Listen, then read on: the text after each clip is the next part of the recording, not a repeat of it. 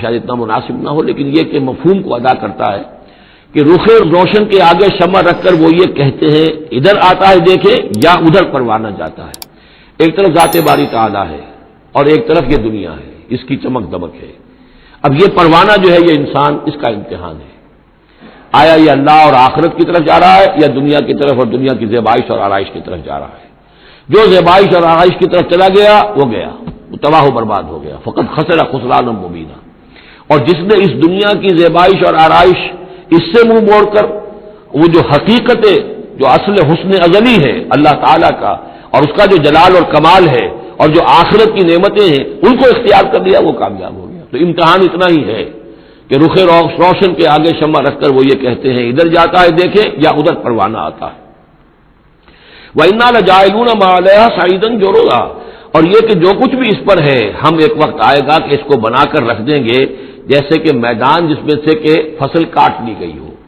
جب قیامت ہوگی کیا ہوگا یہاں پر اسی زمین کو، نہ یہاں پہ کوئی پہاڑ رہ جائیں گے کوٹ کوٹ کر چپٹی کر دی جائے گی، نہ یہ اب یہ آپ کے پاس جو ہے وہ اسکائی اسکریپرز رہ جائیں گے، نہ یہ اعلی شان عمارتیں ہوں گی، کچھ نہیں ہوگا۔ یہ سب برابر ہوگا جیسے کہ کسی کھیت کے اندر فصل کاٹ دی جاتی ہے تو اب وہ پڑا ہوتا ہے ویران۔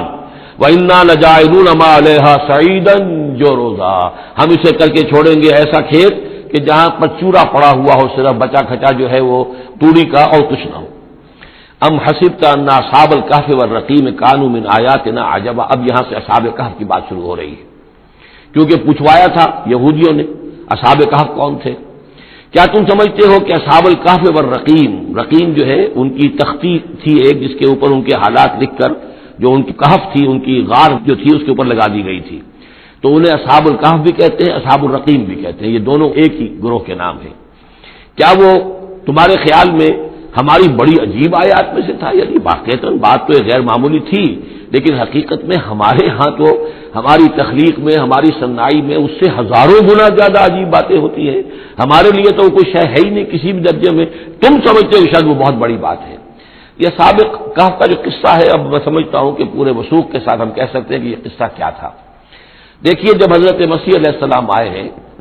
تو یہ پورا علاقہ جو ہے فلسطین کا اور یہاں پہ جو آپ نے تبلیغ کی ہے تو یہ اس وقت رومن امپائر کا ایک حصہ تھا،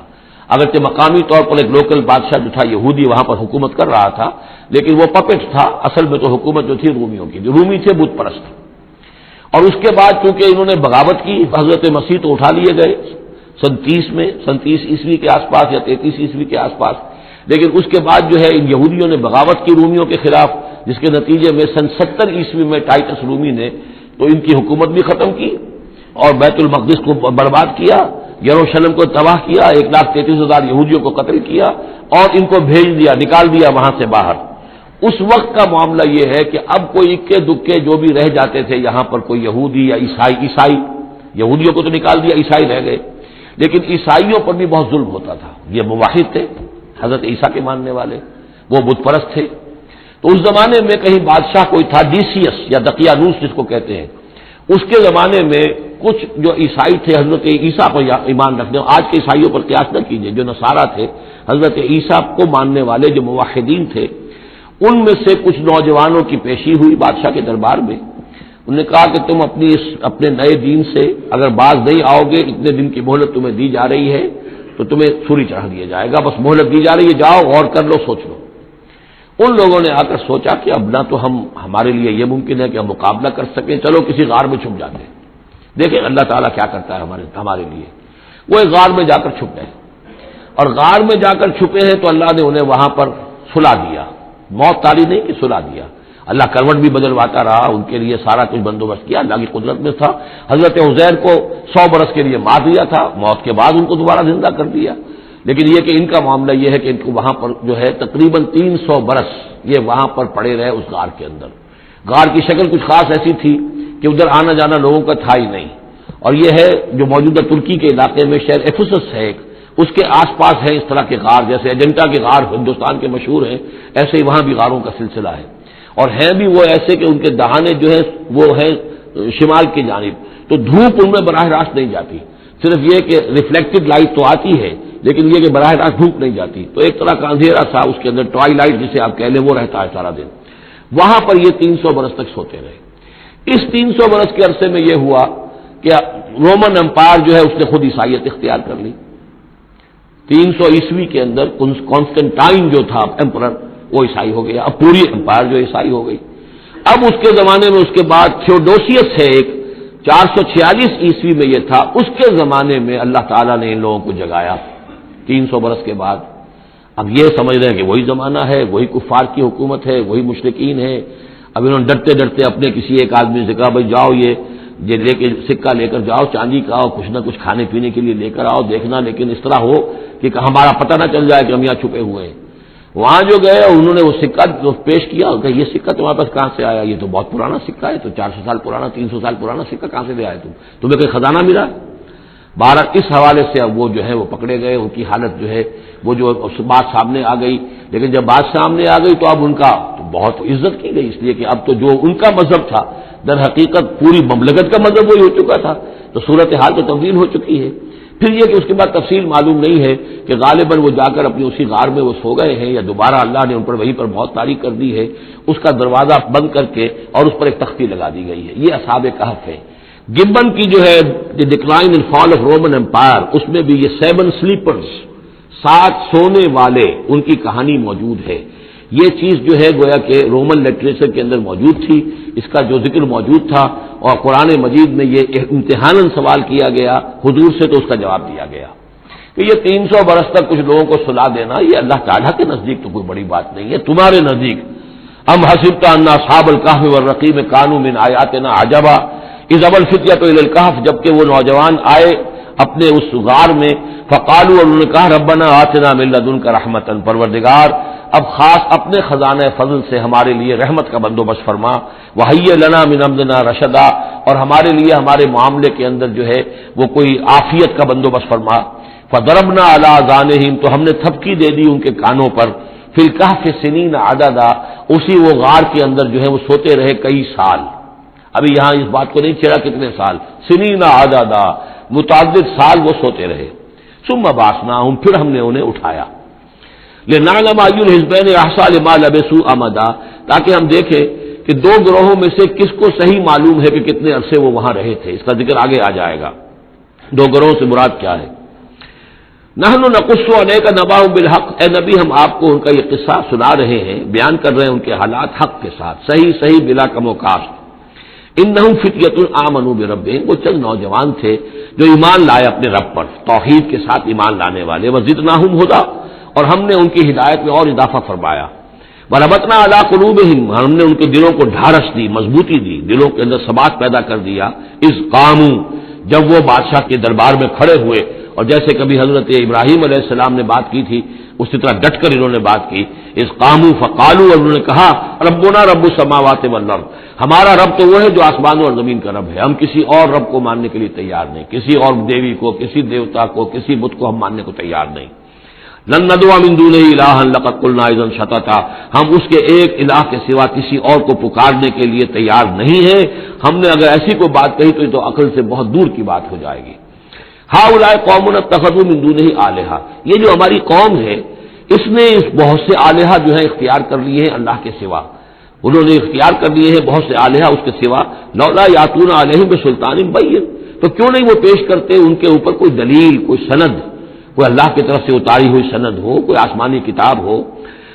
فمن اظلم ممن افترى علی اللہ کذبا, تو کون ظالم ہوگا اس شخص سے بڑھ کر کہ جس نے اللہ تعالیٰ کی طرف جھوٹ گھڑ کر منسوب کر دیا. اور اب اس کے بعد جب ان سے کہہ دیا گیا کہ ٹھیک ہے تمہارے لیے مہلت, اس کے اندر جو ہے تمہارے لیے اب مہلت صرف چند دن کی ہے, اس میں تم فیصلہ کر لو. اگر تم اپنے دین سے واپس نہیں پھرو گے اور ہمارے دین میں واپس نہیں آؤ گے, اپنے دین کو چھوڑ کر نئے دین کو, تو تمہیں ہم ہلاک کر دیں گے. اب یہ وہاں سے جا کر مشورہ کر رہے ہیں. وَإِذْ اعْتَزَلْتُمُوهُمْ, اور دیکھو جب تم نے اب ان سے اپنے آپ کو علیحدہ کر لیا ہے. وَمَا يَعْبُدُونَ إِلَّا اللَّهَ, اور ان ہستیوں کو بھی تم نے چھوڑ دیا جن کی وہ پرستش کرتے ہیں اللہ کے سوا. فَأْوُوا إِلَى الْكَهْفِ, تو اب آؤ کسی کھو میں, کسی غار میں پناہ لے لیں. يَنشُرْ لَكُمْ رَبُّكُم مِّن رَحْمَتِهِ, تمہارا رب تمہارے لیے وہاں کوئی رحمت کا سامان کر دے گا. وَيُهَيِّئْ لَكُم مِّنْ أَمْرِكُم مِّرْفَقًا, اور تمہارے معاملے کے اندر اللہ تعالیٰ خاص اپنی طرف سے کوئی نرمی اور کوئی آسائش کا سامان پیدا فرما دے گا. وَتَرَى الشَّمْسَ إِذَا طَلَعَتْ تَزَاوَرُ عَنْ كَهْفِهِمْ ذَاتَ الْيَمِينِ, اور تم دیکھو کہ سورج جب طلوع ہوتا تھا تو وہ ان کی اس غار سے کنی کتراتا ہوا داہنی طرف نکل جاتا تھا، یعنی براہ راست دھوپ جو ہے اس میں نہیں آتی تھی۔ وَإِذَا غَرَبَتْ جب ڈوبتا تھا تَقْرِضُهُمْ ذَاتَ الشِّمَالِ تو بھی وہ کنی کترا جاتا تھا بائیں طرف۔ تو گویا کہ سورج جو ہے یوں جا رہا ہے اور اس غار کا جو منہ ہے وہ شمال کی طرف ہے، لہذا براہ راست جو ہے داہنی طرف سے ہو کر بائیں طرف سے ہو کر سورج نکل گیا، دھوپ جو ہے براہ راست اس پر نہیں آ رہی۔ اسی اصول پر آج کل جو بڑی بڑی بلڈنگز بنتی ہیں کارخانوں کی اور ملز کی، اس میں یہ نارتھ لائٹ شیلز بنائے جاتے ہیں، ایسے شیل روف کی ہوتے ہیں کہ جس میں پھر روشنی جو ہے وہ نارتھ کی طرف سے لیتے ہیں، کیونکہ ہمارے ہاں جو سورج ہے وہ کبھی بھی نارتھ میں نہیں جاتا، لہذا جو ہے سورج براہ راست کبھی نہیں آئے گا بلکہ انڈائریکٹ لائٹ آئے گی۔ وَهُمْ فِي فَجْوَةٍ مِّنْهُ اور وہ جو اس غار تھی اندر سے کھلی تھی، اس کھلی غار کے اندر جا کر وہ لیٹ گئے، سو گئے۔ ذَلِكَ مِنْ آیَاتِ اللَّهِ یہ اللہ کی نشانیوں میں سے ہے، مَن يَهْدِ اللَّهُ وَهُوَ الْمُهْتَدِ جس کو اللہ ہدایت دیتا ہے وہی ہے کہ جو ہدایت یافتہ ہوتے ہیں، وَمَن يُضْلِلْ فَلَن تَجِدَ لَهُ وَلِيًّا مُرْشِدًا اور جس کو اللہ تعالیٰ گمراہ کر دے، جس کی گمراہی کا فیصلہ فرما دے، پھر اس کے لیے تم نہیں پاؤ گے کوئی بھی جو حمایتی ہو، مددگار ہو، اس کو راہ پر لانے والا۔ وَتَحْسَبُهُمْ أَيْقَاظًا صورتحال ایسی تھی کہ تم اگر اس کو دیکھتے تو یہ سمجھتے کہ وہ جاگ رہے ہیں، وَهُمْ رُقُودٌ حالانکہ وہ سو رہے ہیں۔ وَنُقَلِّبُهُمْ ذَاتَ الْيَمِينِ وَذَاتَ الشِّمَالِ ہم ان کو کروٹیں بھی دلواتے رہے، داہنی طرف بھی بائیں طرف بھی، تاکہ یہ کہ وہ بیڈ سورز نہ ہو جائیں، ہم جدید اصطلاح میں اگر استعمال کریں تو کروٹ بھی دلوا رہا ہے اللہ تعالیٰ۔ اللہ تعالیٰ کو ہر قدرت حاصل ہے، اس کے فرشتے معمور ہیں جو کر رہے ہیں، نرسنگ بھی ہو رہی ہے۔ ذات الشمال وکلبہم باسط ذراعیہ بالوسید ان کا ایک کتا بھی تھا جو اپنے دونوں ہاتھ پھیلا کر دونوں اگلے جو ہے پاؤں جو ہاتھ اس کو سمجھیے اور اس کے کوئی بہت ہی خونخوار قسم کا کتا تھا جو اس غار کے منہ پر اپنے دونوں ہاتھ پنجے آگے پھیلا کر بیٹھا ہوا ہے زور سے۔ اس کا نتیجہ کیا نکلتا تھا؟ لو اطلعت علیہم اگر اچانک تمہارا کہیں وہاں گزر ہو جائے، لولیت منہم فرارا ولملئت منہم رعبا تو وہاں سے تمہارے اوپر غضب طاری ہو جائے، خوف طاری ہو جائے، میں وہاں سے تم بھاگو کہ بڑا بھیانک منظر ہے، ایک کہف ہے، اندر اندھیرا ہے اور آگے جو ہے بڑا کوئی ٹیریئر بل قسم کا کتا جو ہے وہ بیٹھا ہوا ہے خوفناک قسم کا، اور اس نے اپنے پنجے بھی آگے کیے ہوئے ہیں، وَلَمُلِئْتَ مِنْهُمْ رُعْبًا وَكَذَلِكَ بَعَثْنَاهُمْ اسی طرح پھر ہم نے انہیں ایک وقت میں اٹھایا، لِيَتَسَاءَلُوا بَيْنَهُمْ تاکہ وہ آپس میں ایک دوسرے سے سوال کریں۔ قَالَ قَائِلٌ مِّنْهُمْ كَمْ لَبِثْتُمْ ان میں سے ایک نے کہا کتنے عرصے یہاں ہم رہے ہوں گے، کیا خیال ہے آپ کا؟ قالوا لبثنا يوما او بعض يوم انہوں نے کہا کہ ہم رہے ہوں گے ایک دن یا دن کا کچھ حصہ، تھوڑی سی نیند ہم نے لی ہے، استراحت کی ہے اور کیا کیا ہے۔ قالوا ربكم اعلم بما لبثتم کچھ اور تھے انہوں نے کہا چھوڑو اس بات کو، اللہ تمہارا جانتا ہے کتنی دیر رہے، 2 گھنٹے رہے، 2 دن رہے، کیا پتا، ہمیں کیا معلوم۔ فبعثوا احدكم بورقكم هذه تو لو یہ چاندی کا سکہ، ورق جو ہے چاندی کو کہتے ہیں، تو اس کو دے کر ایک آدمی کو بھیجو الی المدینۃ شہر کی طرف، فلینظر وہ دیکھے ایھا ازکی طعاما کہاں سے کوئی پاکیزہ خوراک مل سکے۔ ظاہر بات ہے کہ وہ ان کا جو تصورات تھے موحد بھی تھے تو پاکیزہ کھانا بھی چاہتے تھے۔ ایھا ازکی طعاما فلیاتکم برزق منہ تو اس میں سے کچھ ہمارے لیے راشن لے آئے، ولیتلطف اور دیکھے کہ وہ نرمی کرے، کسی سے جھگڑ نہ پڑے، کہیں کسی سے جھگڑ پڑا اور جھگڑنے کی وجہ سے پھر کوئی شکل ہو جائے تو ہم تک لوگ پہنچ جائیں، تو بڑی نرمی کے ساتھ وہ معاملہ کرے۔ ولیتلطف نوٹ کر لیجئے یہ تعداد حروف کے اعتبار سے قرآن مجید کا نصف ہے، ولیتلطف کا تے نصف اول میں ہے، لام یہ نصف ثانی میں ہے، یہ نصف ہے تعداد حروف، الفاظ نہیں حروف، الفابیٹس جو ہے جو حروف کی گنتی کی گئی ہے اس کے اعتبار سے یہ ٹھیک نصف ہو گیا، آدھے حروف اس کے تا پر پورے ہو گئے اور بقیہ آدھے جو ہیں شروع ہو رہے ہیں لام سے۔ ولیتلطف اور نرمی کا معاملہ رکھے، ولا یشعرن بکم احدا اور ایسا نہ ہو کہ وہ ہمارے اوپر متنبع کر دے، لوگوں کو مطلع کر دے، اس کا ذریعہ بن جائے۔ ان یظہروا علیکم اگر وہ تمہارے اوپر غالب آ گئے اور قابو پا لیا انہوں نے تم پر، یرجموکم یا تو تمہیں رجم کر دیں گے، اب سنسار کر دیں گے، او یعیدوکم فی ملتہم یا تمہیں مجبور کریں گے اور اپنی ملت میں اپنے دین میں وہ واپس لے جائیں گے، ولن تفلحوا اذا ابدا اور اگر ایسا ہو گیا تو پھر ہمیشہ تم فلاح سے دور ہو جاؤ گے، پھر نہیں پا سکو گے فلاح کبھی بھی۔ وکذالک اثرنا علیہم اس طرح ہم نے مطلع کر دیا ان لوگوں پر، یعنی اب وہاں کے لوگوں نے، شہر کے لوگوں کو مطلع ہو گئے کہ یہ لوگ، ظاہر بات ہے کہ بڑا ایک چرچا ہو گیا ہوگا یہ کون ہے، اب اس نے بات بتائی، پھر وہ آئے تو معلوم ہوا کہ ہاں واقعتاً کہ ان کے حالات کوئی 7 آدمی ہوتے تھے ایک زمانے میں، اور وہ کہیں روپوش ہو گئے تھے، گم ہو گئے تھے، کہیں نہیں ملے تھے، پوری مملکت میں تلاش کیا گیا تھا، پھر ان کے حالات ایک تختی کے اوپر لکھ کر جو ہے وہ خزانے میں رکھ دیے گئے تھے، وہ تختی کہیں نکلوائی گئی، 300 برس سے زائد پرانی بات تھی، اس کے اوپر وہ قصہ پورا کا پورا لکھا ہوا مل گیا، تو وہ ساری چیز جو ہے وہ بات کھل گئی۔ وَكَذَلِكَ أَثَرْنَا عَلَيْهِمْ، اور اس طرح ہم نے یہ بات ظاہر کر دی ان پر، لِيَعْلَمُوا، اب اس سے کیا کیا چیزیں واضح ہوئی، أَنَّ وعد اللہ حق،